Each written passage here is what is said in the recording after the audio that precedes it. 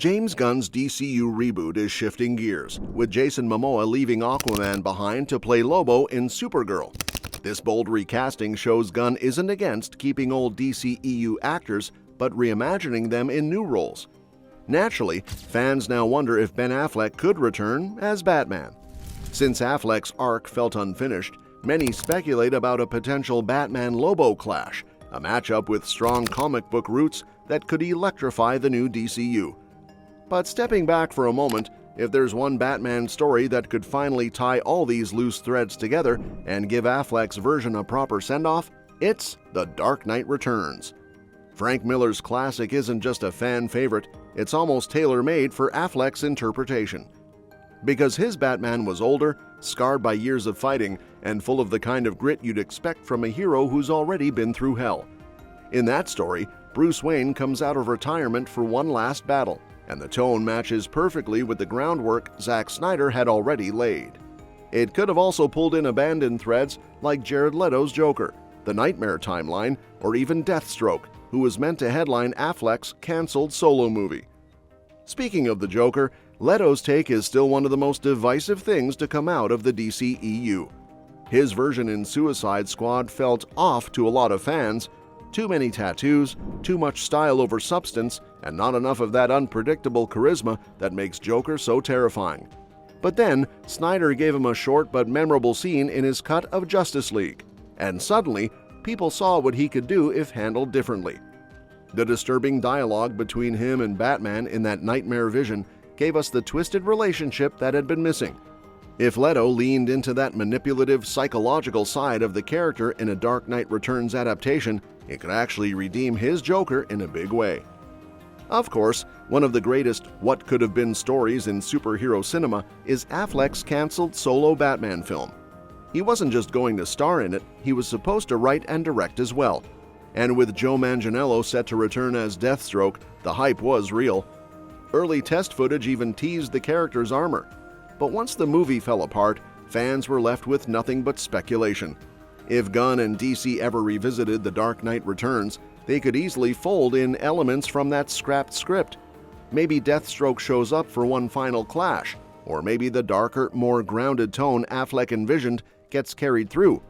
It would be a way to give audiences a taste of the movie that never happened, without interfering with Matt Reeves' separate Batman universe.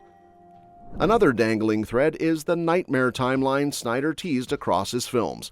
That apocalyptic world where Darkseid conquers Earth and Superman falls under his control had so much potential.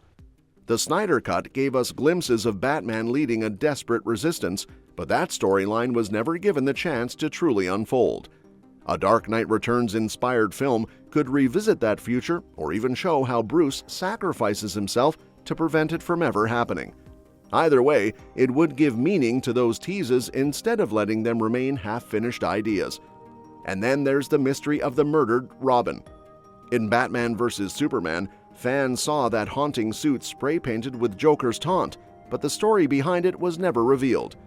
Snyder had plans to introduce Carrie Kelly, the teenage girl who becomes Robin in The Dark Knight Returns, as a way to bring hope back into Bruce's grim world. Her presence would have added so much emotional depth, showing Bruce moving from grief into mentorship and finally learning how to pass on his legacy. It's one of those missed opportunities that could still resonate if adapted now. Villains are another sore spot when it comes to Affleck's Batman. While the DCEU gave us Joker and Harley in the wider universe, many of Batman's classic rogues never made an appearance. A proper finale could have changed that. The Dark Knight Returns features Harvey Dent's fractured psyche, the grotesque mutant leader, and of course Joker in one final deadly encounter. Mixing those characters with Deathstroke and maybe even Catwoman would have created a rogues gallery worthy of closing out Batman's journey. Each villain could challenge him differently, through brute force, through psychological warfare, or by testing his moral code. But beyond Batman himself, this kind of story could have acted as a farewell to the entire Snyderverse. The DCEU has had plenty of ups and downs, with moments like Man of Steel and Zack Snyder's Justice League standing tall, but also plagued by uneven continuity and canceled projects. Ending it all with a movie inspired by The Dark Knight Returns would have been a chance to give closure not just to Affleck's Batman, but to the whole era. Imagine one last moment with the Justice League assembled before handing things off to Gunn's reboot. It would have been bittersweet, but also respectful to everything that came before. So why didn't it happen? A lot of it comes down to behind-the-scenes changes and shifting priorities. Affleck was initially committed. He wanted to direct and star in his solo film, but over time, the weight of the project and personal struggles led him to step away. Warner Brothers then turned to Matt Reeves, who recast Batman with Robert Pattinson and took the story in a completely new direction. And while Reeves' The Batman was a critical success, it effectively shut the door on Affleck's version. From then on, his appearances were reduced to cameos or cutscenes. Even his presence in Aquaman and the Lost Kingdom was ultimately scrapped because Gunn didn't want leftover DC-EU plot threads interfering with the fresh start. Affleck's return in The Flash was supposed to be emotional, but instead it left things messy.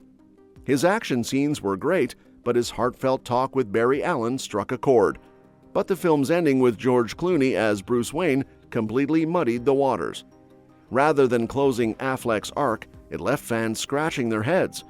That lack of closure only made the demand louder for a proper farewell, and many believed The Dark Knight Returns could still be the perfect framework for it.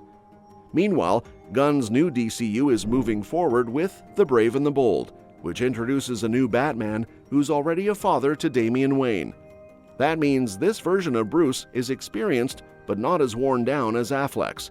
It's a fresh direction, but it also doesn't erase the fact that Affleck's Batman deserves a real ending.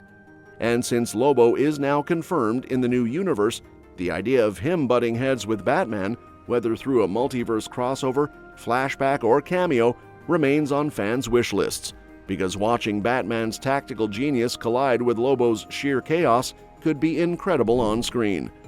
When you add it all up, the abandoned solo film, the unresolved Nightmare timeline, the Joker arc, the Dead Robin tease, it's clear Affleck's Batman still has unfinished business. A story like The Dark Knight Returns could wrap all of that up while delivering an action-packed, emotional farewell to the Snyderverse. It's not just about nostalgia either. It's about honoring a version of Batman that resonated with fans but never got the ending it deserved. And even though it might never happen, people can't help but imagine what it would have looked like, because sometimes the stories that remain unfinished are the ones that fans hold on to the tightest. And that's that for today's video. Thanks for watching, and we'll see you in the next one.